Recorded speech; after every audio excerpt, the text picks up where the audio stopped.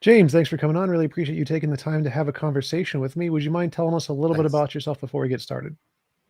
I'm James Franklin. I'm an Australian philosopher and mathematician coming to you from Sydney. Nice spring day here.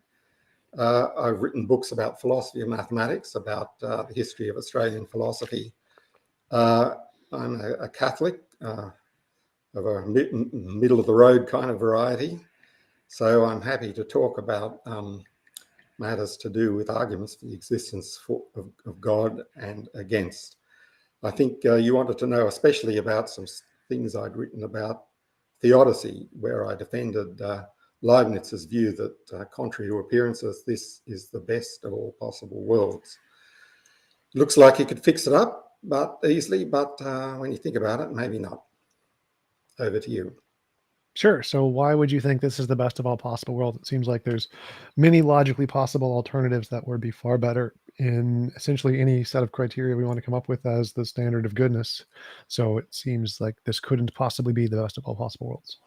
Well, I think your reasons for thinking that you could easily imagine a better world, or you think you can. But I think you've said to many theists before that reliance on imagination is somewhat dodgy. So, for example, you think that it's easy to create a better world with, say, one less stubbing of your toe. But it's not. The imagination says that, but what you don't get is what overall design of worlds is like. The change of stubbing of your toe, say you try to delete it from the world, ramifies, because the nature of the way laws of nature are, things, what you do here, it's like trying to push a carpet down. If you push something down here, it comes up over there. Now, of course, we don't get this because our imaginations are very, very limited. Your imagination is great for telling you, for example, how many steps it takes between your front and your back door. It's easy with that small stuff. It's not so good with very large stuff, even design of computer programs, for example. Writing software, working in, if you write large-scale software, you work in logical material the same way God does. It's not easy. If you like, because my background is mathematics, I'll talk about some famous, or maybe one famous example, Euler's Königsberg bridges, where you think at first it's easy to do something, but it's only easy locally, and you can't put that together to get a global answer. Maybe you've heard about this example. I don't know. Go ahead. Let me use very, very low-tech technology and put the picture on screen. What you're seeing here is a map of the bridges over the River Pregel in Königsberg in the 18th century. Top and bottom, there's the banks of the river. In the middle, the ovals indicate two islands. There are 7 bridges, as indicated by the thick black lines. The citizens of Königsberg walked over those on their weekends, and after a while they realised that it was impossible to walk over all of them without walking over one of them twice. Now, the people watching might like to have a little mental go around, moving around, and see if they can do it, but you can convince yourself fairly easily. Wherever you start, you can't go over all of them without going over one of them twice. And Euler, the mathematician who observed this, proved mathematically that this was completely impossible. It's not a matter of the laws of nature that God could change. No matter what God did, of course, he could make different bridges and different people and walking different. But with things as they are, with bridges, walking, and the river as they are, it's impossible for God to make it possible for anyone to walk over the bridges once and once only.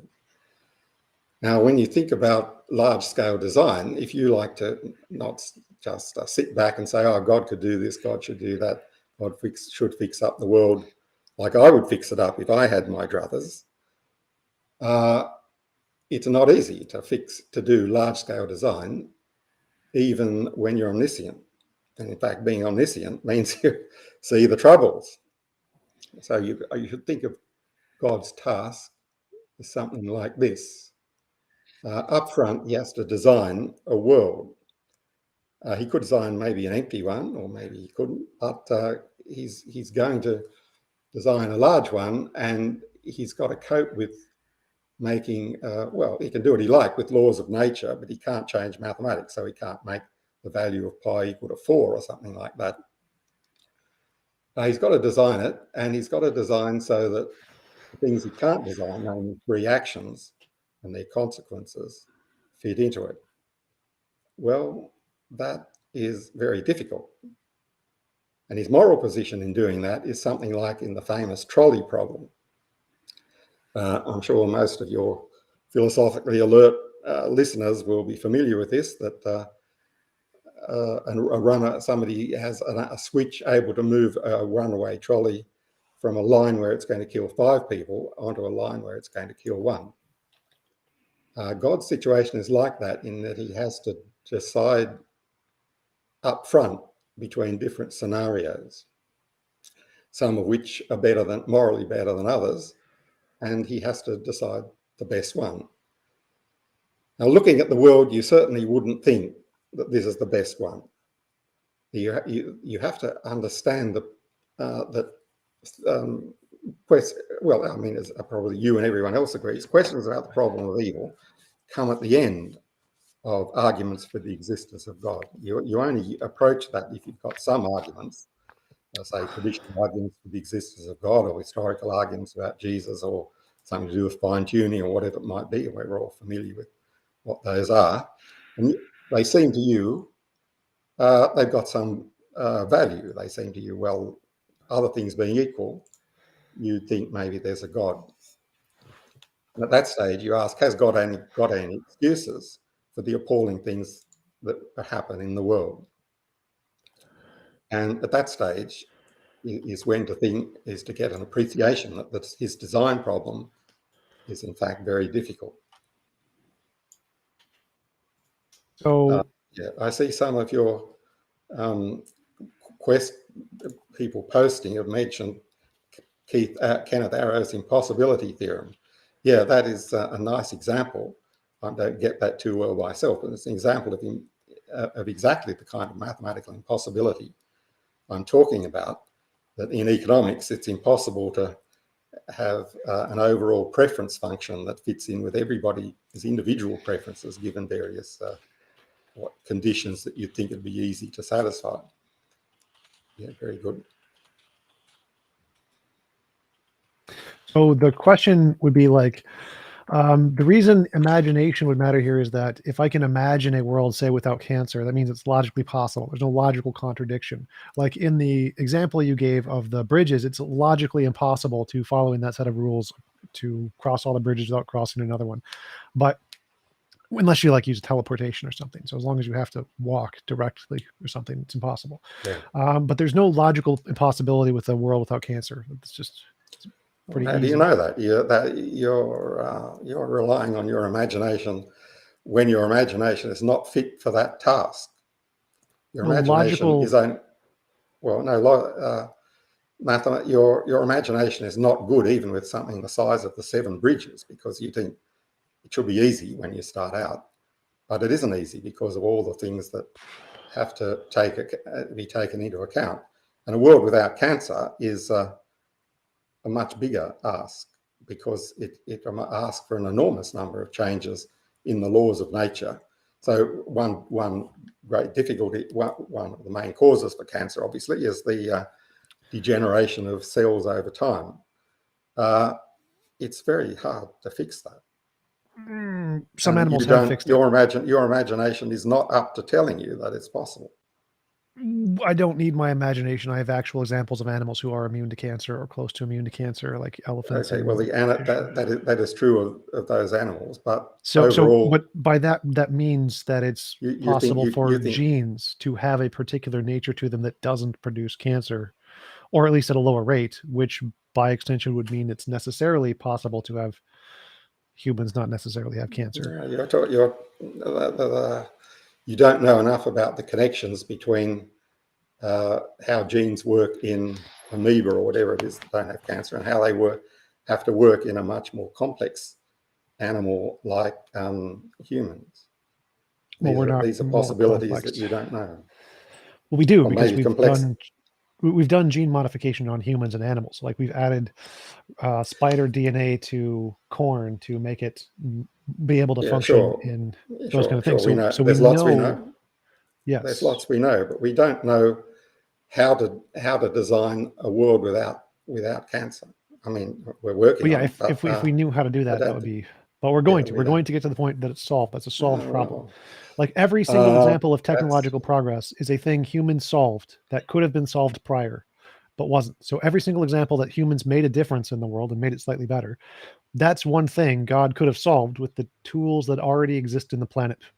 So it would not have taken a change to the laws of physics to give electricity to humans prior to when they got it. It would not require a change in the laws of physics. It would not require a change in the laws of physics to give oil or a lack of oil. It would not require a change in the laws of physics to give the planet to be bigger. That would not require a change. Like we all of literally could have those just things. begun to exist Sure. on a different planet that is equally as life permitting as this one. Like all of those change nothing about the laws of physics.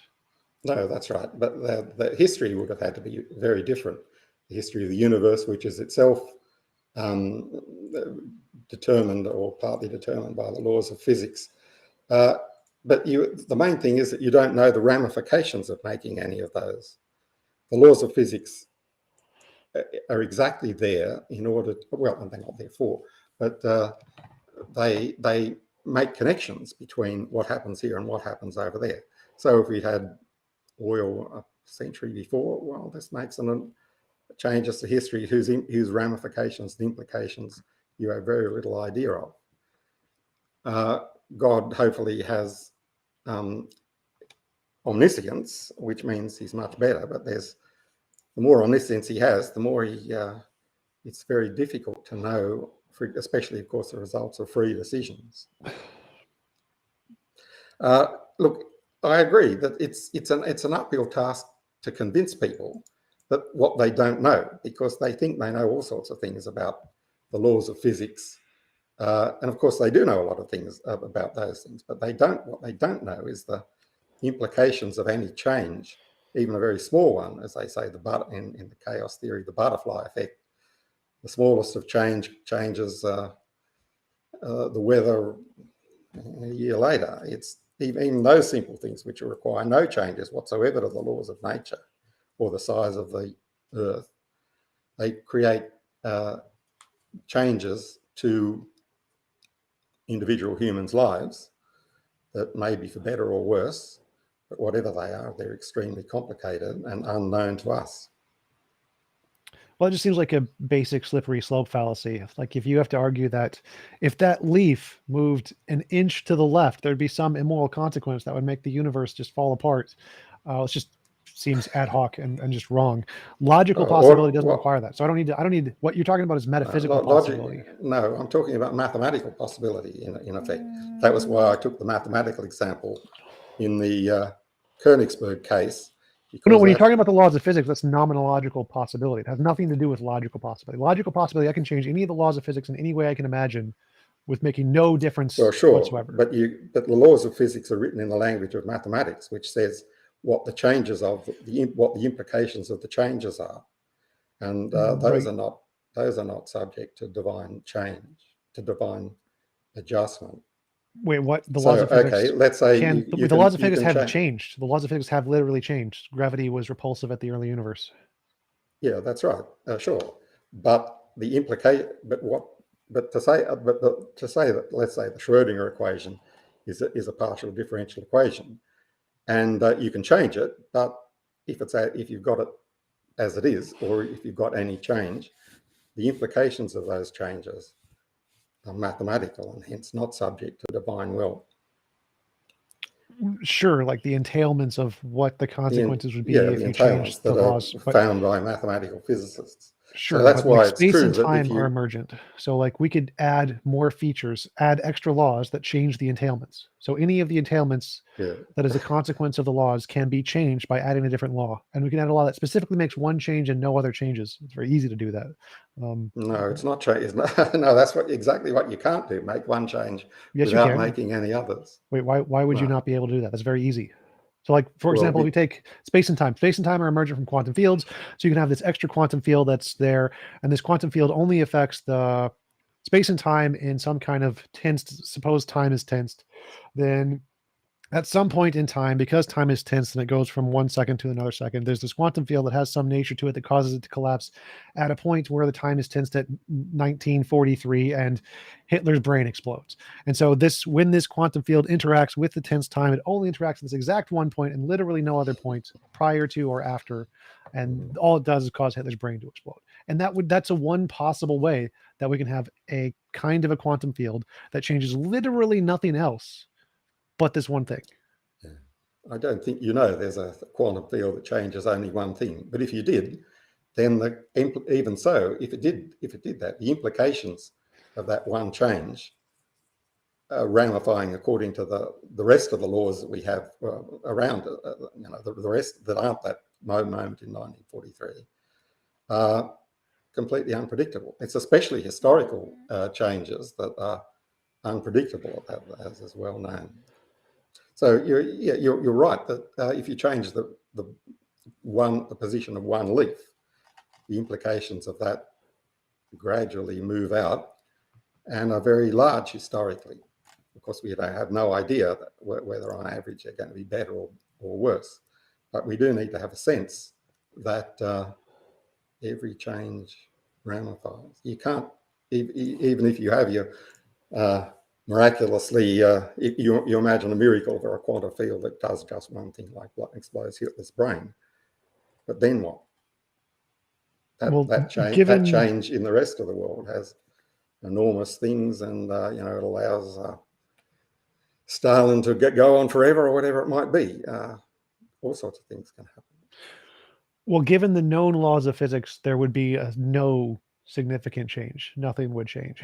So you have to But posit that there is some no, extra no, entailment in the laws of you physics. just told me that in the seconds after that, Hitler's brain is not in the world. Presumably, that's what you told me. But Hitler's It's brain in pieces. exploded. It's still there, but It's yes, in it pieces. Yeah, explodes. okay. But I mean, Hitler. Presumably, you mean Yes, Hitler's working brain. Hitler's thinking is yes, not there after the 1st of June 1943 or whatever. yeah. So that makes a great deal of difference in what happened in the world after that moment. It's not the same. Mm, It's a very different history to the one we saw. no, it doesn't. Whether he kills himself or his brain magically explodes would make zero difference. But But the then point here is that his decision, no, his decisions after 1943 are completely missing. And as we know, the effects of those were very important historically. So you've changed history. That was what presumably that was the point of your hypothesis, to change history at one moment. well, that wasn't Before. specifically the point. So like we can use the leaf example. Like if we moved a leaf an Yeah. inch to the left, there is nothing in the laws of physics that would indicate that it has any effect on literally anything else anywhere in the universe. No evidence whatsoever. Zero. Well, that's simply false. To change anything, if the laws of physics, if you're moving the leaf but leaving the laws of physics the same, that's your hypothesis. Is that right? Yeah. Yeah, Well, yeah. Okay. there's a quantum field that's an additional quantum field that only affects this leaf as opposed to Hitler's brain. So Okay. All right. moves the leaf. So, well, let's allow God to do it as well as the quantum Sure. field. So the leaf is suddenly moved. Yeah. Yeah. Well, the implication, chaos theory shows you that the implications of that gradually work out. You don't see much for a while, of course, but gradually the implications of that move out further and further, and they start affecting things that are sensitive to initial conditions, like our thoughts, our generation of new people. In That's no just a morally fact about. significant way, though. So the Well, question we is don't like, know would it make? that. It will be in a morally significant way. Of course, we don't know whether it's for better or worse, but before long, that the people who exist. So the existence of people is very sensitive to initial conditions, namely how sperm and ovum, which sperm and ovum meet and at what time. As soon as that starts getting affected, the leaf, probably only a few years after the change of the leaf, it'll start affecting those things that are very sensitive to initial conditions, and the history starts being very different in whatever way that might be, good, bad, or indifferent. Well, so again, it seems completely arbitrary to say that. There's no evidence of that whatsoever. Like, chaos theory doesn't say it's going to change in one way or the other at all. There's no difference. We would grant chaos theory, which is dubious at best, would say that the changes particularly caused by this leaf has no indication one way or the other that the world will be more, better, or worse at all. No, it's not worse. It would be different. It'll certainly be different. And right. The more further you get into the future, the more different it will be. Right, but that doesn't mean it's bad. So we can imagine it being better from the same thing. So chaos theory on its own. Yes, I know. You can imagine it to be exactly. You can imagine it will be better, but equally, it might not be. Why should your imagination is not fit for saying it's either better, worse, or worse? It has. But that means that your imagination is also not fit to say it would be worse. Therefore, you can't make the argument that this is the best of all possible worlds. That's right. The only reason for thinking it would be better is, that it would be worse, is that you think there are external reasons for thinking there's a good God who's done his best to make this the best of all possible worlds. I did not follow that part. So like, if we're trying to assess, is this the best of all possible worlds? And your argument is yes, this is the best of all possible worlds because any change that could be made might lead to some negative outcome from chaos theory. Chaos theory says it might lead to a better outcome via the exact same mathematics. Therefore, using chaos theory does not in any way support your conclusion that this is the best of all possible worlds because the outcomes indicated by chaos theory are at least 50-50 better and worse. That's what I said. I agree with all of that. To repeat, the only reason for thinking that it would be worse overall is that you have a prior reason, say your arguments the existence of a good God, that says that any world that God creates should be the best possible. Yeah, obviously chaos theory doesn't have any bearing on that. So that's why I said that at the beginning that the point of theodicy, the point of best possible world theory, only comes at the end after you've got some completely external reasons for thinking there's a good God that created the world. Well, so I'm not quite following because I'm looking at the problem of evil as a reason to think there is not a good God of the world. And so if you're saying that there are these other... Quite right. Yeah, no, that's right. But the logical situation in the whole debate is that you have some reasons for thinking there is a good God. And, you've done that, of course, in other programs.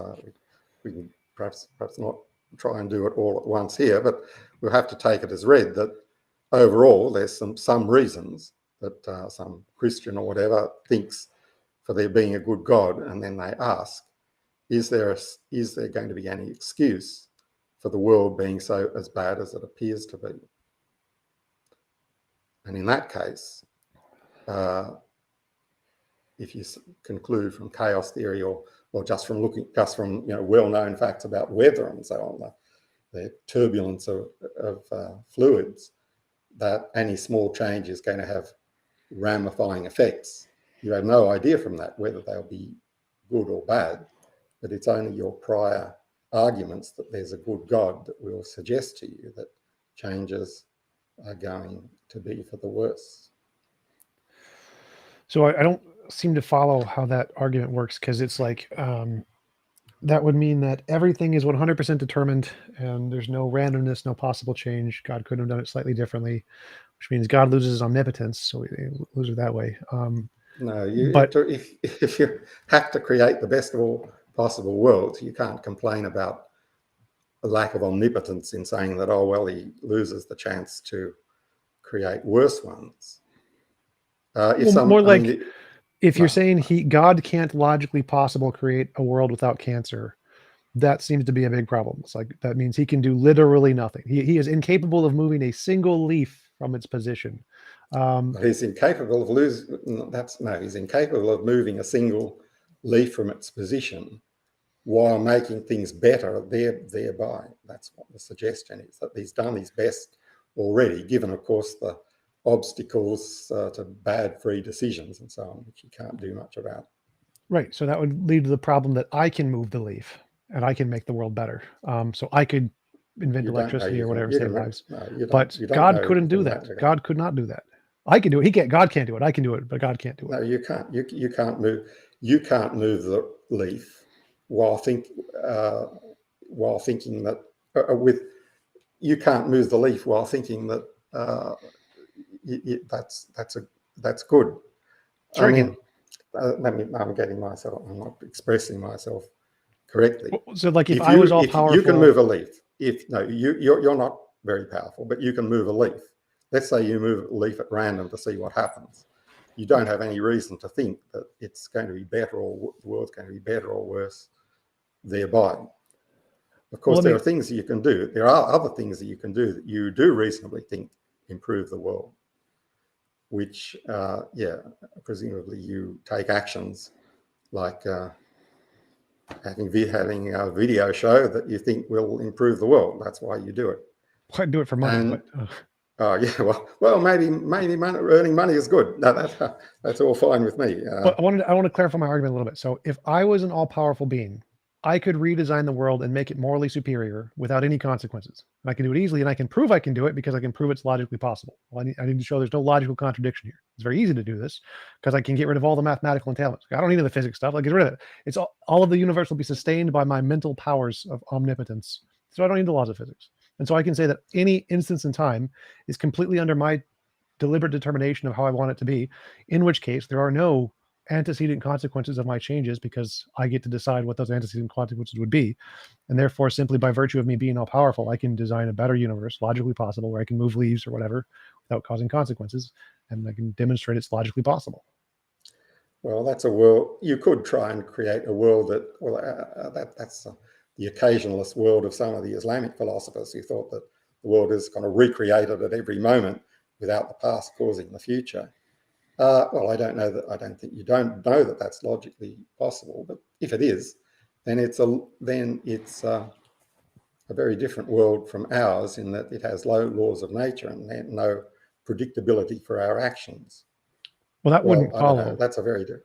So, like, Well, even that's if I could destroyed the universe and recreated it every instant, the patterns in it would still be identical, and so you would still be able to see the same patterns, even if they're not there. That's Hume's argument against causality. So even if there are no actual laws of physics and the changes are specifically due to me, like pushing my finger in a specific pattern, you would still be able to discover what we would see as the laws of physics, even if they don't exist. So we'd still be able to have all the same things as science, even if there was no actual laws of physics. Like if we were in the matrix, even if we're in the yeah. matrix and the laws of physics don't Okay. exist, we'd Okay. still be able to find Maybe the we same should pattern. think of it as a sort of divine matrix. Well, that's a world that appears to be the same as ours, but in that case, appears to have all the evils that ours has too. All You've right, but replaced that. In that case, God can't make things different. He can make it appear to be the same, but then the predictability comes from the appearance, that's sort of the appearance of laws of nature, and that's a world that just looks different.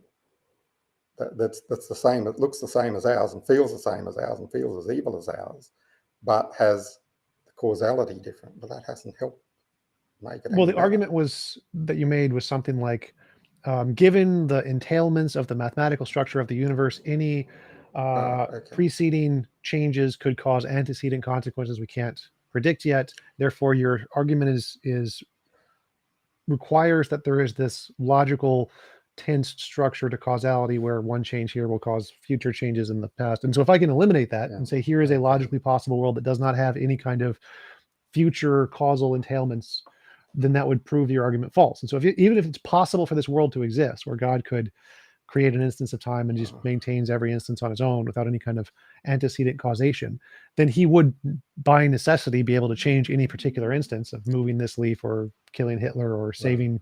removing cancer or whatever without any antecedent causes, because there are no antecedent causes. There are no causal chains here. It's just Okay. God's mind. Therefore, that would prove that your argument that we can't predict these or whatever would be false, because here's a logically possible world that necessarily doesn't have them. I I think you're relying far too much on your imagination to help to construct for us a logically possible but causeless world. That's a world really very different to ours. You've you've tried to fix it so that it has, well, it's what's it got? It's got no causality. It must have the same mathematics because mathematics can't change. It's not subject to the divine will. It's got the same logic. I just I don't believe that your imagination can tell you where you can make changes to that world, or rather the appearances in that world, and where it can't. I'm sure you wouldn't let theists get away with those claims if they started imagining things like that. I'm not sure what you mean there. So, like, if your only argument, like, if theists can make claims that things are logically possible, and I grant that all the time. So, if my only argument is it's logically possible that every instance in time is its own individual entity, and there's no causal relation between instances in time other than the fact that God chooses them. So, there's still causality in the fact that God caused all of the instances of time or whatever, but there's no causal relation between the instances of time. Yeah. And so, in this So case, so you okay, need so what you have got though is apparent causal relations that give the predictions of your actions. Is that right?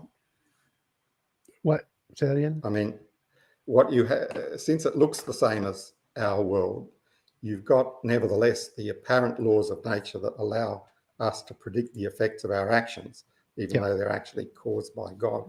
yeah. Is this? Well, I don't know if that's possible or not, but it gives a world that is the same as ours. I mean, it looks the same as ours, which doesn't seem to have got anywhere. I mean, Well, right. and So if I you don't, understand. Just if to you don't, clarify, the if you change initial bits, form of the argument is that the world would look exactly identical with no differences. So here's an example of a world that is exactly the same with no differences. So it's not morally superior in any way.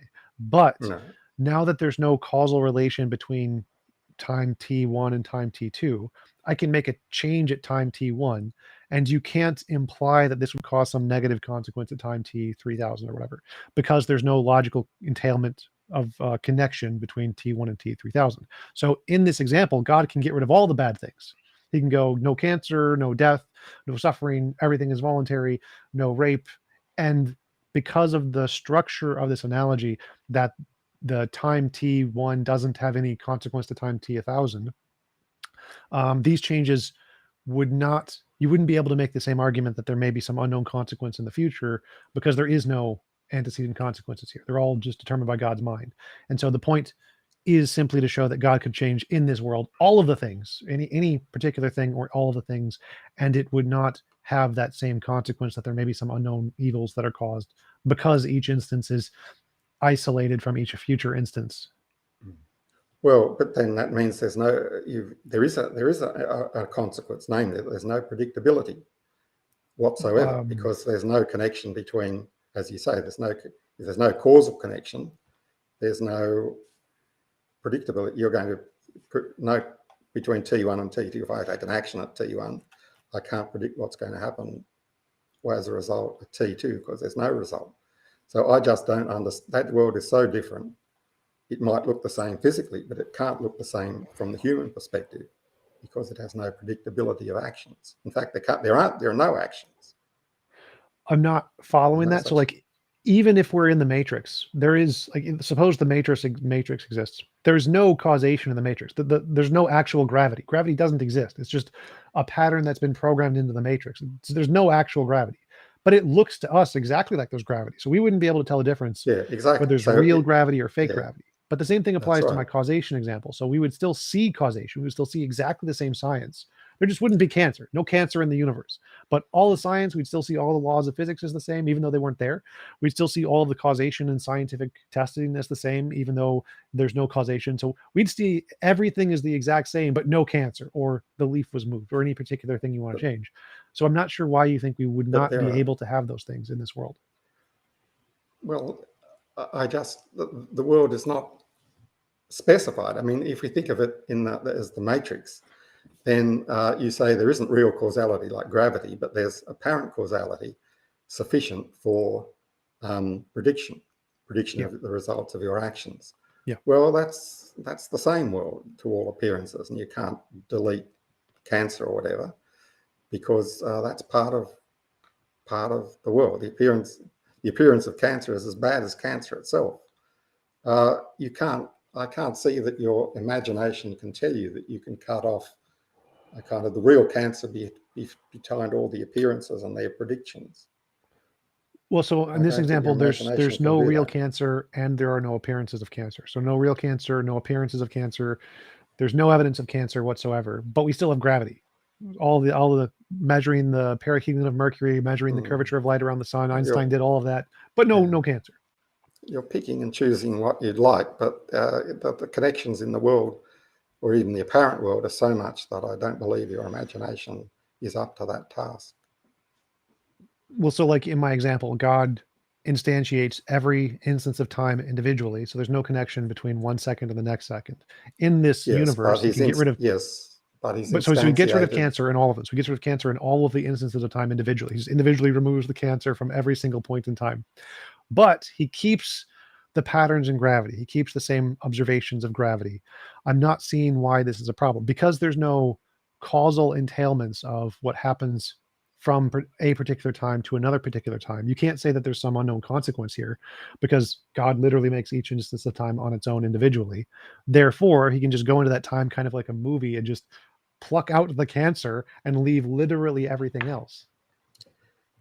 Uh, my imagination is not keeping up with yours. I have to say that uh, it's because there are the apparent laws of nature, including the laws of presumably the laws of nature that in our world connect the mental to the physical. Are they there? Have you deleted? Have you What? deleted them or not? But what What? about the laws? There's laws in our world that connect the mental and the physical. You know, you stub your toe and you feel pain. Are Sure. they still there in your world? What? I'm not following. Well, it's because I don't understand what's changed and what isn't in your world that I'm asking you if you can specify a bit more where you've got apparent laws of nature like appearances of gravity and kind of where you've deleted them. So I'm asking you, what about the laws of nature in our world that connect the mental and the physical? For example, the law that says you stub your toe and you feel pain. Are they there or Those not? could be apparent too. Like God can deliberately just create your consciousness as a standalone thing. It doesn't need to be caused by physical things. And so, like a brain in a vat, like if you have a soul in a vat, there doesn't need to actually be a physical body or a physical brain to generate that stuff. God just has your soul and makes it look like it has a brain, essentially. Yeah, So the okay. same So thing. you've got ersatz or fate laws connecting the sort of ersatz physical world and the presumably real mental world. I think the whole thing has got out of hand and we just don't know what's changed and what isn't. And I don't believe your imagination can tell us that there is such a possible world. I mean, it sounds good on paper, but I don't. The thing is so complex, I don't really believe in it. And I'm you not sure. remembering that you've got to keep the mathematics there, but you can kind of change the physics, but not really because you've got to have the appearances there.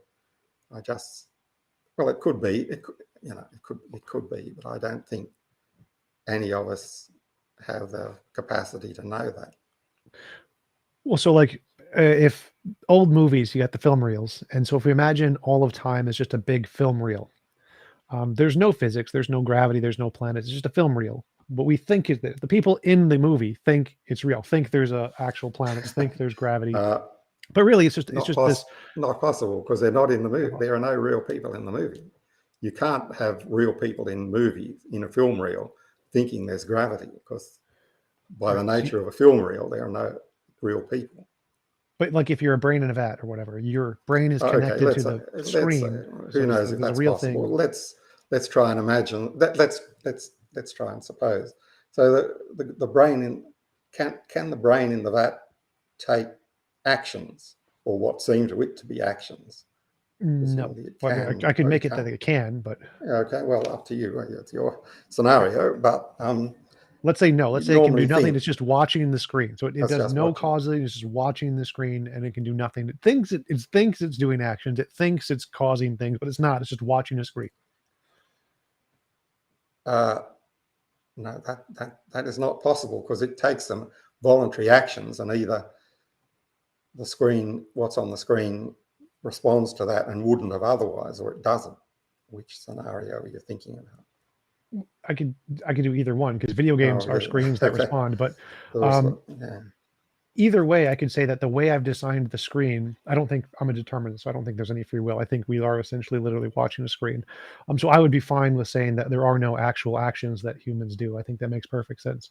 But if you want to say there are actions, I can make this screen a video game instead of a movie reel, in which case the brain in the vat can make decisions, and it will apparently see the changes in the laws of physics or the impacts it Okay. has given the laws of physics in the video game, even though none of the laws of physics exist. Well, they do exist. I mean, they're at least their ersatz versions of them do exist, in that there's real effects in the screen world of the Yes. thoughts of the person. Well, that's a world, but if I were God, I wouldn't rush into implementing it, because there's a lot of possibilities of what people's free will is going to do in that world, which might or might not be better than the present one. Who knows? If you're, it would be identical, just with no cancer. Not following where that would be.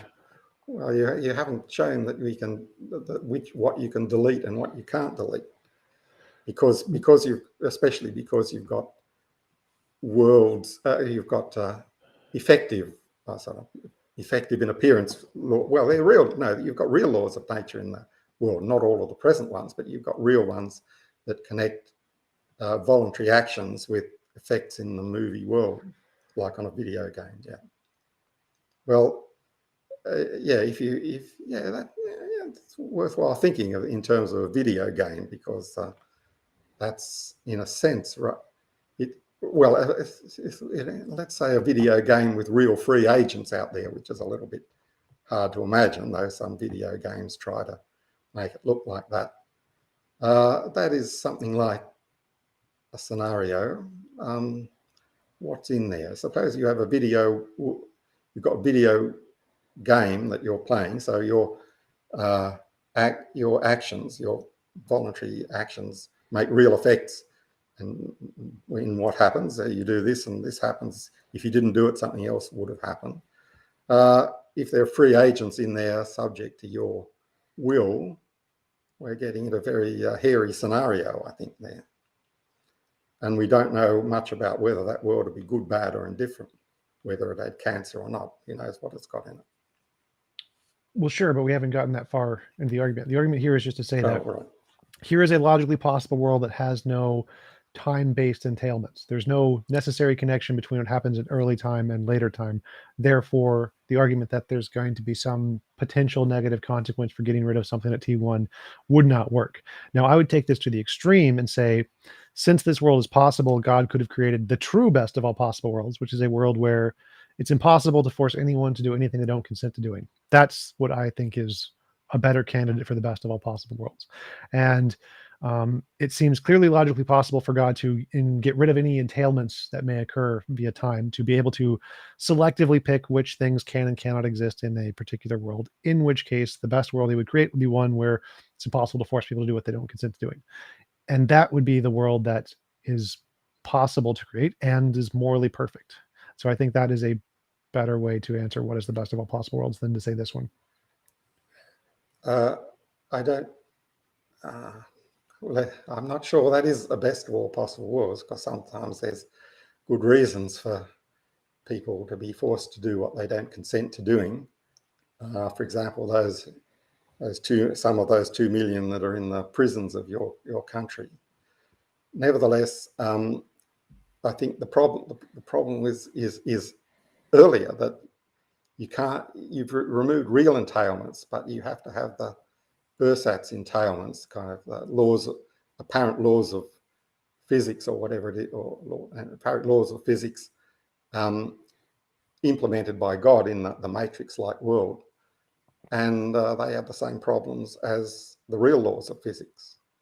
Wait, no, they don't. Like in video games, I can just delete an entire chapter of a video game. It changes nothing. Like the entire story just continues on as if it happened. So like I can go to the middle of a video game, just remove whatever I want, turn on God mode, delete cancer, just easy, no problem. It's very easy in a video game to change particular aspects. That's how they're designed. That's why So they're designed like that. But as soon as a video game, even a video game, gets complicated, and especially asking yourself if you had some free agents in there, they might not be so keen on having their chapter deleted. As soon as the video game is not just on a screen and is sort of for real, for keeps, then things start trading off against each other, and it becomes more and more like the problem of our world.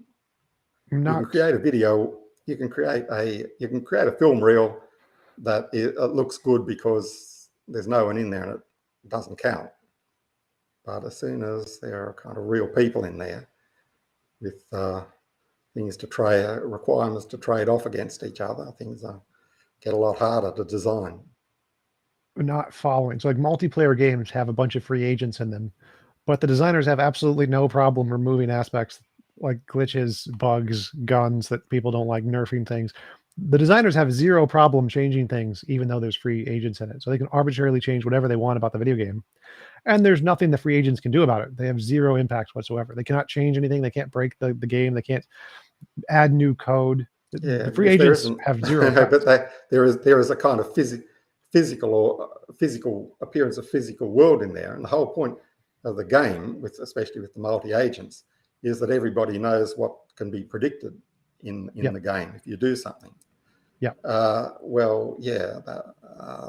That's where if you're designing with that in mind, it's very different to just designing a film reel. And things start trading off. So I wanted to move away from the film reel and go more to the video game one. So in the video game, Halo is a decent video game. I have the ability to throw a grenade, and when I throw a grenade, it has a 5-second fuse, and after 5 seconds, it blows up. Now, it doesn't seem like if in the video game they added cancer to all of the characters, that it would have any impact on the fuse of the grenade. Based on the laws of physics, which are completely designed, we've designed all of them in Halo, all of the pseudo laws of physics. We know all of them. There is no law in physics in Halo that will cause the introduction of cancer into a body or the reduction of cancer from a body to in any way affect the fuse on the grenade. So all of, like, even they may have added cancer to each one of the characters and we just don't know it. And if they removed it, we still wouldn't know it because they'd be the exact same. The fuse on the grenade would be the same. The maps would be the same. The predictability would be the same. The scores would be the same.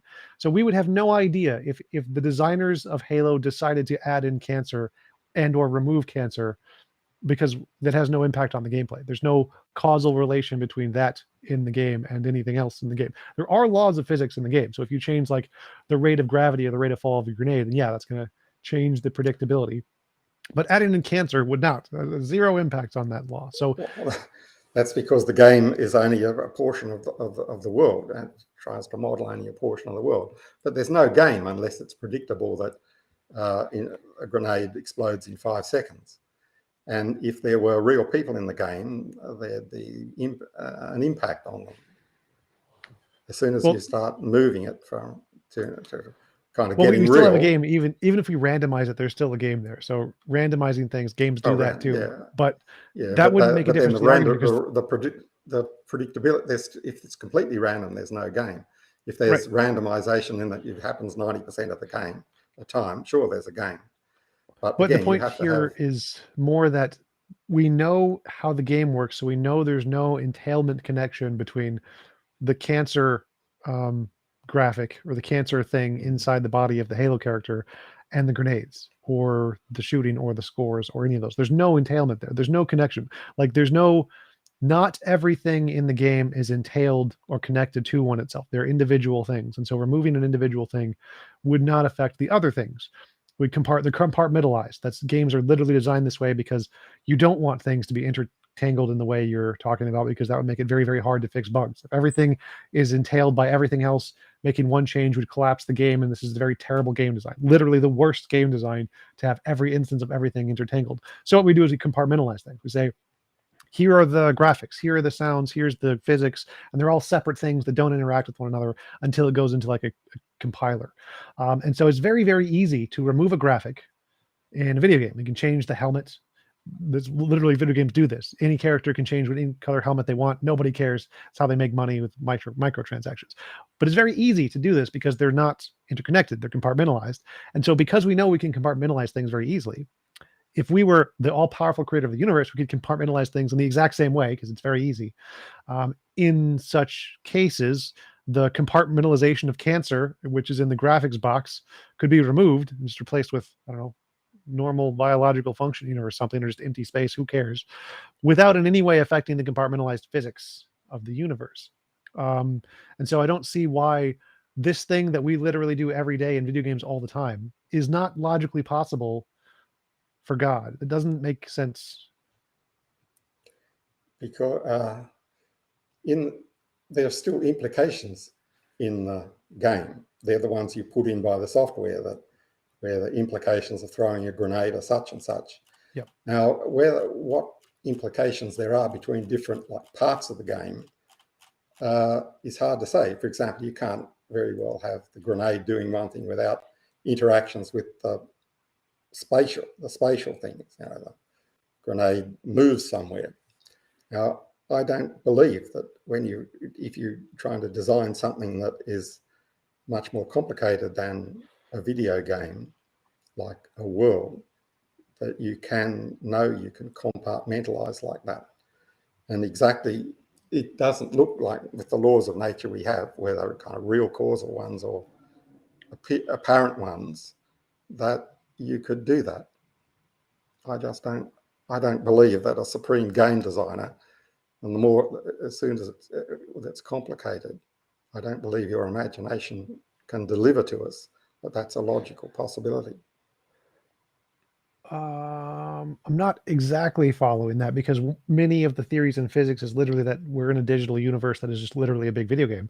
And so literally everything in our universe is just a digital representation. That's like one of the primary theories in physics. So saying that we couldn't make a compartmentalized version of this doesn't quite seem to make a lot of sense when it's like...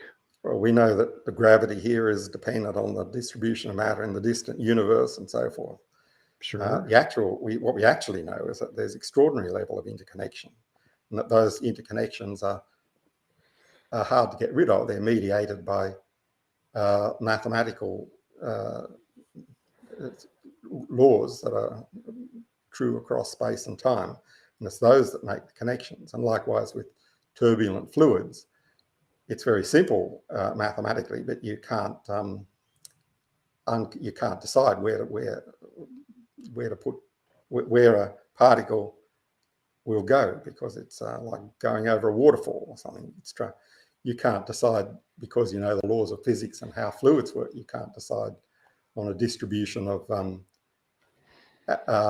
water drops at the bottom of Niagara and say, oh, well, here's what I got to do at the top to make that possible. Well, not seeing that the problem with that from a video game's perspective. So I can say, here are the physics in a video game that causes water to fall. Oh, and I can make the water move like 6 feet to the left at any point in time I want to, and it doesn't in any way violate the laws of physics. Laws of physics just continue running as if nothing happened. Then you're making yourself a chaotic video game, which defeats the purpose. The video game one random thing doesn't affect the video game. So bugs happen in video games all the time. We still play them. So the fact that there's some random things, or they're determined by some unknown force, like a video game designer wanting to mess with us, so he just moves everything over 6 feet to the left, doesn't in any way affect the video games. Like, we still play. It doesn't like that. Not everything breaks. Okay, well, I think I'm glad I don't play one of those games myself, but I leave that to you. Probably a lot of the people, probably a lot of your fans can do that. They might like. I know there are it's kind of fake worlds where you try to make things better.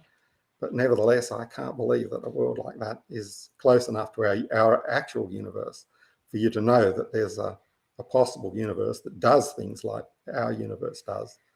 For example, making human life possible, real humans with free will possible and interacting. That's what you don't get in a video game. In a multi-purpose video game, you get something that is, well, that's an interaction in the real world, but kind of via the video game. It's not the video game having free agents in it itself. I mean, I think we're working on AGIs to have that too. I mean, I don't think free will is possible anyway, but we're making those too, where computers have equally as Sure. much free will as humans do, whatever that is. So I'm seeing, like, from my problem with your argument is that it seems to conflict with our knowledge of the fact of things we can do with the computers, and if we can imagine that it's possible for the universe to be like a computer that God could make in a similar fashion, similar entailments, then it would necessarily be the case God could remove one graphic without any affecting the others, because we know how entailments work in video games. And so to say that that's impossible um, would seem to be like God's the universe must pre-exist or supersede God in such a way that he can't change it, which would be problematic, I think. Uh, well, in a certain sense, there is some pre-existence of God because what is the best possible world is not subject to the divine will, because it's a mathematical fact. Of course, in real terms, it's different because the world, the world we have has got free agents in it, which get to decide things that God is not able to decide. And he's got to work around that. Nevertheless, I don't. Yeah, it's worth thinking about God's design perspective as like trying to create a video world, but with real free agents in it. That's a very different task to the actual video worlds that we have, video games that we have. I find it very hard to get my head around what it'd be like, but it wouldn't be very much like the video games we have. I see it more as like there's infinitely many different ways the laws of physics could be such that it would create an exactly identical universe to the way it is. And of those infinitely many ways, um, many of them don't include the entailments that you are describing. Therefore, if any of those worlds are logically possible, God could create them and remove cancer without causing any other problems. And that to me seems like a defeater for your argument, because since there's infinitely many ways of versions of the laws of physics that could make an exactly identical version of ours, then and some of those would not have the same entailments, then necessarily it would be false that any change would entail a worse universe. Either it's exactly the same as ours or it isn't. But if it's exactly the same as ours, then it is the same as ours. And if it isn't, we don't know what ramifications there are of the changes in entailments. Did have a question from the audience. Yeah. Tim asks, Yeah. what does James think of the irreducibility of randomness? Does James think of irreducible randomness? Well, I don't know if there's irreducible randomness. There may be or there may not. By that, I presume the suggestion is that there can be, in the laws of nature, something that's not at all a result of the past, that just kind of pops into existence as something random. I have no idea. I believe that's and I'm the not sure how consensus. it bears. Yeah, I just don't think that bears on the question. Oh, actually, it is fair to ask how that bears on the question of God's design possibilities. Well, either he can work around that, or if there is kind of irreducible randomness that he can't do anything about, then of course that makes this prediction task and creation task a lot harder. Sure. All right, and Mr. Creenan asks, does James believe that the hidden variables are likely? I have no idea. Physics I don't do. Sorry about that. Gotcha. I think the implication of those questions is that if randomness is irreducible, then like randomly the leaf could move to the left or whatever, and that would be able to be a change that could be made. It could be a change which could be good or bad. Well, there is that, yeah. But from the perspective of what we're talking about here, the question is more whether that is God is going to be able to either predict that or control it. Well, yeah, the less he can predict or control it, then of course the harder it is for him to create the best of all possible worlds, because his omniscience is necessarily limited. So maybe he's got more excuses in that case. I don't know. Gotcha. Well, we have been going for about an hour. I really appreciate you coming on. It was a great conversation. Do you want to give any links or references where people can find out about your work? If they just look up myself and my name, James Franklin, Leibniz theodicy or something like that, they'll find my views. Cool. Thanks again for coming on. Really appreciate it. Okay. My new book, The Worth of Persons, The Foundation of Ethics, out this month. Thank you. Yep, Great absolutely. And hope you have a wonderful rest of your day. Thank you.